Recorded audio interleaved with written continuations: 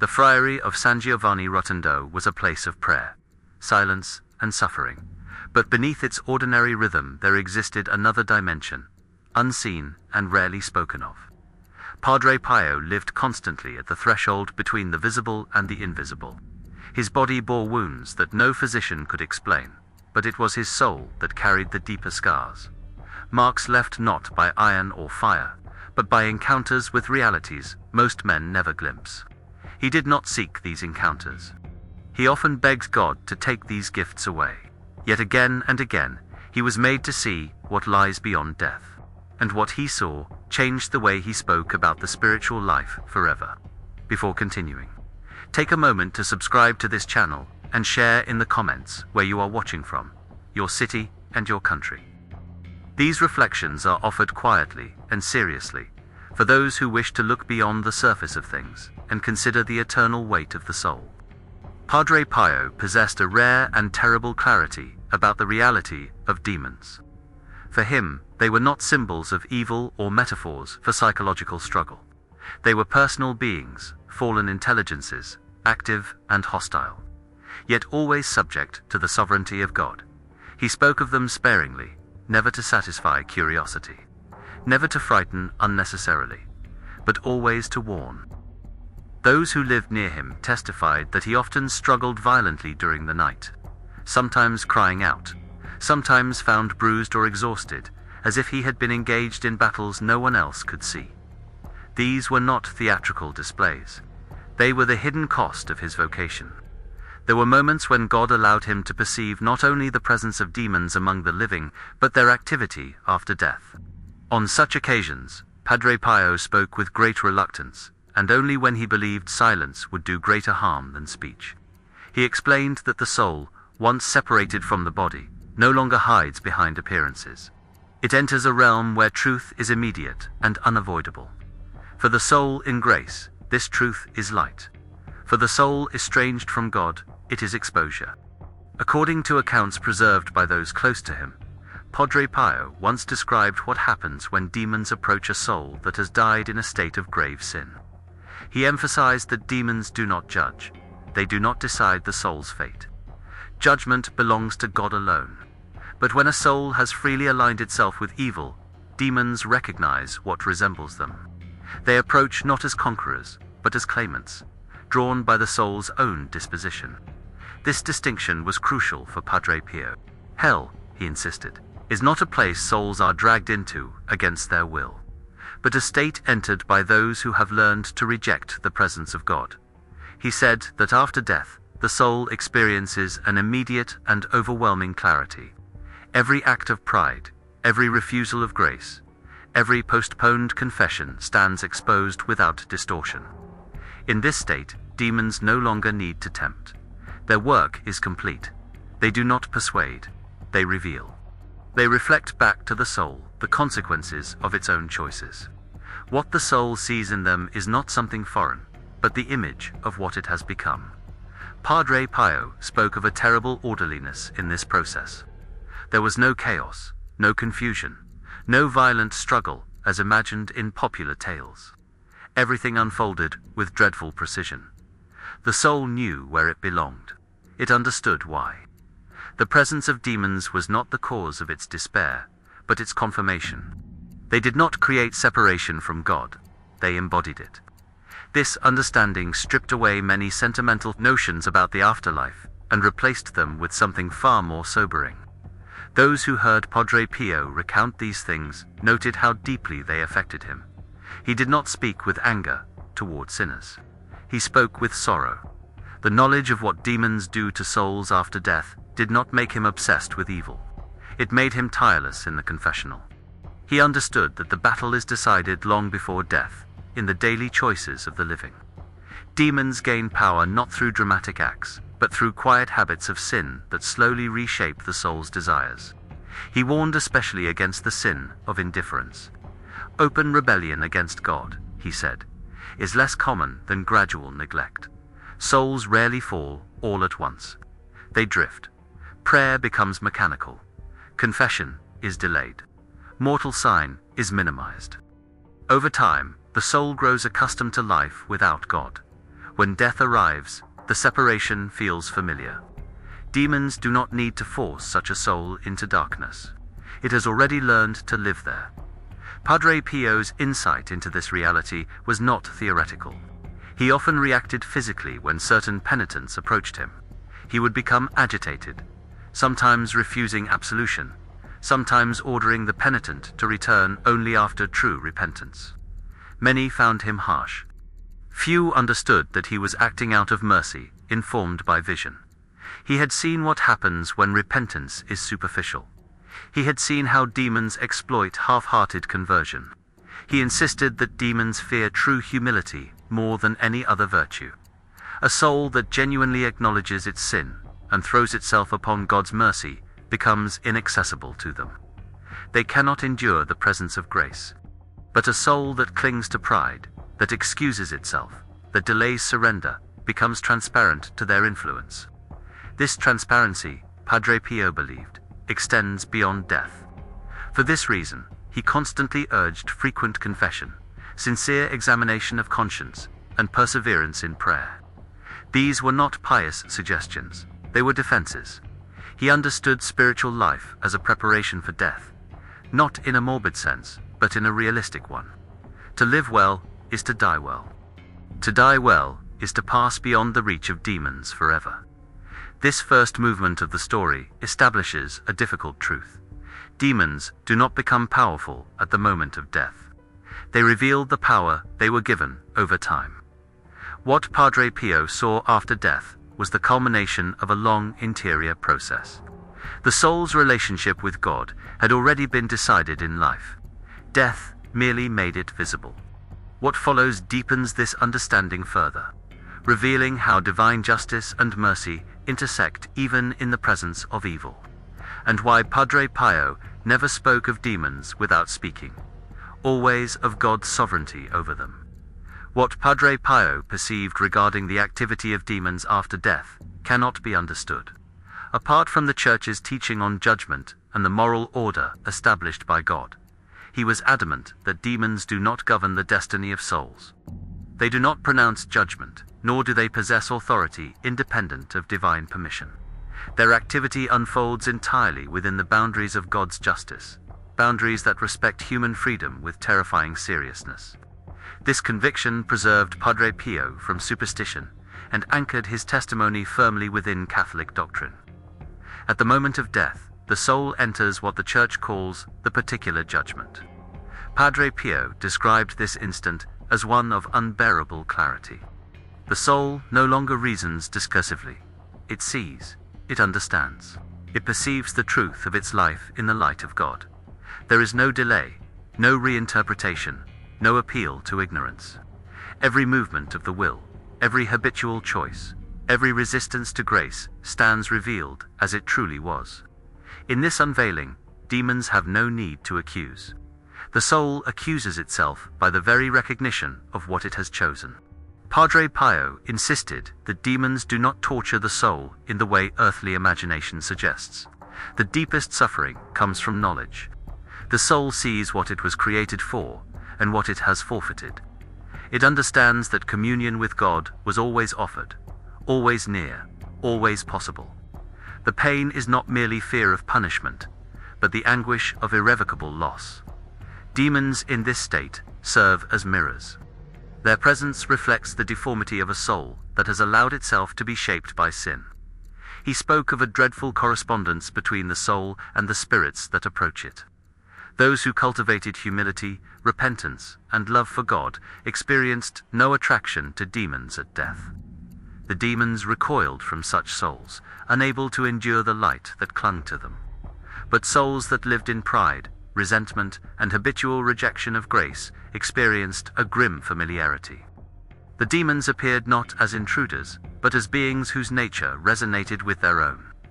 This resonance, Padre Pio believed, was one of the most sobering aspects of eternal separation. This understanding clarifies a frequent misunderstanding about hell. Hell is not a dungeon into which souls are violently thrown by demons, acting independently of God. It is the final state of a soul that has chosen separation. Demons do not create hell, they inhabit it. They do not force the soul to remain there. The soul remains because it no longer desires God. Padre Pio emphasized this point repeatedly, because it preserved both the justice of God and the dignity of human freedom. Those who accused the Church of cruelty in teaching about hell, Padre Pio believed, misunderstood love. Love does not negate freedom, it honors it. A God who would override the final decision of the soul would no longer be a God who loves freely. Mercy does not destroy freedom. It invites it, pursues it, and respects it, even when it is tragically misused. Demons, in this light, are not rivals to God, but witnesses to the consequences of rebellion. Padre Pio often connected this reality to the danger of presumption. Many souls, he warned, rely on a vague confidence in God's mercy, while making no effort to amend their lives. They mistake mercy for indulgence and patience for indifference. Demons exploit this confusion. They whisper reassurance where repentance is needed. They encourage delay under the guise of hope. By the time death arrives, the soul may find itself unable to desire the very mercy it once presumed upon. He also spoke of the communal dimension of salvation and loss. While the final judgment is personal, the life that shapes it is not lived in isolation. The prayers of others, the witness of the faithful, the sacrifices offered for sinners all play a role in restraining evil during life. Padre Pio himself experienced countless souls approaching him in need of prayer, particularly those in purgatory. This demonstrated that death does not sever all bonds, but he was clear that such intercession cannot overturn a final refusal freely made. In his testimony, Padre Pio carefully avoided assigning specific punishments or describing sensational details. His restraint is significant. He did not describe fire or physical torment at length. Instead, he returned again and again to the interior suffering of separation. This suffering, he believed, was far worse than any external pain. Demons contribute to this suffering, not by inflicting wounds, but by embodying the reality of what the soul has chosen to become. This perspective deepened his understanding of the spiritual battle faced by the living. Demons are most active, not in dramatic manifestations, but in subtle distortions of truth. They minimize sin. They encourage rationalization. They normalize disobedience. They thrive on half-truths. Padre Pio warned that a soul deceived in life may awaken after death to a truth it no longer has the power to embrace. For this reason, he treated confession with extraordinary seriousness. He understood it as a decisive confrontation with truth. A sincere confession breaks the correspondence between the soul and demons. It restores clarity. It reorients desire. Demons cannot claim what no longer belongs to them. This is why Padre Pio demanded honesty and contrition. He was not guarding a rule, he was guarding souls. He also emphasized the importance of perseverance. Many souls begin well, but grow weary. They allow small compromises to accumulate. Over time, the soul's resistance to grace weakens. Demons gain ground not through sudden victories, but through endurance. Padre Pio believed that vigilance must be lifelong. The battle does not end until death, but neither does grace abandon the soul while it lives. The presence of demons after death, as Padre Pio described it, ultimately serves as a revelation of divine order. Evil does not reign chaotically. It exists within limits established by God. Even the demons, in their hatred, fulfill a role in manifesting justice. This does not diminish their malice, but it underscores God's sovereignty. Nothing escapes his governance, not even rebellion. This truth protected Padre Pio from despair. Though he saw terrible things, he never doubted God's goodness. The horror of demonic activity after death did not eclipse the greater reality of divine mercy offered during life. He believed firmly that God desires the salvation of all and provides sufficient grace for every soul to respond. The tragedy lies not in a lack of grace, but in its refusal. This second movement reveals the theological depth behind what Padre Pio witnessed. Demons do not triumph over souls. Souls either remain with God or separate themselves from him. Demons simply manifest the outcome of that separation. This understanding strips away fear, rooted in fantasy, and replaces it with a sober call to responsibility. What remains to be considered is how this truth should shape the lives of those who still walk under the sun, whose choices are not yet sealed, and whose freedom still trembles between light and darkness. What Padre Pio understood from these encounters was not meant to produce fascination with evil, but to restore a sense of moral clarity that modern man often resists. The knowledge of what demons do to souls after death did not lead him to despair about humanity. It led him to urgency, to compassion, and to an unrelenting insistence on conversion while life remains. For Padre Pio, the greatest tragedy was not the existence of hell, but the indifference with which many souls approach the reality of eternity. He often reflected on how easily men become accustomed to spiritual compromise. The soul does not fall suddenly into darkness. It grows comfortable there. Small acts of disobedience repeated over time reshape the interior life. What once troubled the conscience becomes normal. What once demanded repentance becomes justified. Padre Pio saw that demons work patiently, allowing this slow erosion to take place. By the time death arrives, the soul may no longer recognize light as desirable. Separation from God feels familiar, almost expected. This insight shaped the way he spoke to penitents, especially those who believed themselves safe simply because they remained within the outward structures of religion. He warned that religious habit without interior conversion is one of the most dangerous spiritual conditions. It produces an illusion of security while leaving the soul exposed. Demons, he believed, are especially attentive to those who practice religion mechanically, because such souls are often least prepared for the truth they will face at death. Padre Pio never allowed this knowledge to become an instrument of judgment against others. On the contrary, it deepened his humility. He frequently reminded those around him that no one is immune to spiritual decline. The closer a soul draws to God, the more fiercely it must guard against pride. The saints themselves trembled at the thought of falling. Padre Pio's own fear was not of suffering, but of separation from God. This fear did not paralyze him. It kept him vigilant. For those listening now, this testimony invites a sober examination of life. Not an examination driven by anxiety, but by honesty. What habits shape your soul? What desires have you cultivated? What sins have been postponed rather than confessed? Padre Pio would insist that these questions are not meant to condemn, but to clarify. Eternity does not begin at death. It begins now, in the direction the soul chooses day by day. The Church's teaching on demons and hell exists for this reason. It is not meant to terrify, but to awaken. In an age that often denies the existence of evil as a personal force, Padre Pio's witness restores balance. Evil is real, active, and intelligent, but it is not supreme. God remains Lord. Demons operate only within the limits of divine justice. They cannot claim a soul that remains in grace. They cannot overcome humility, repentance, and trust in God. This is why Padre Pio placed such emphasis on confession. Confession, he believed, dismantles the correspondence between the soul and demons. It restores truth.